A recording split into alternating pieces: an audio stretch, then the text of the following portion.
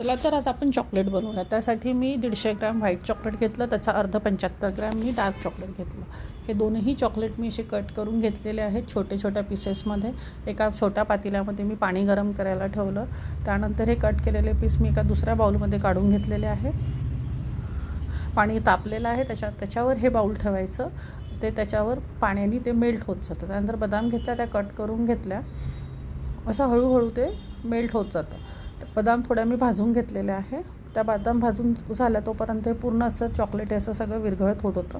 त्यानंतर बदाम टाकून घेतलं, 1 चम्मच मी बटर घातलं, ते पण पूर्ण मिक्स करून घ्यायचं। हे मिक्स झालं की काढून घ्यायचं साईडला, थोडं रूम टेम्परेचर होऊ द्यायचं। त्यानंतर ते मोडमध्ये टाकायचं, मोडमध्ये फ्रीजमध्ये अर्ध्या तासाला रेस्ट करायला ठेवायचं आणि असे हे चॉकलेट तयार होतात। नक्की ट्राय करा, लाईक करा, शेअर करा, सबस्क्राईब करा। धन्यवाद। चला तर आज आपण चॉकलेट बनवूया।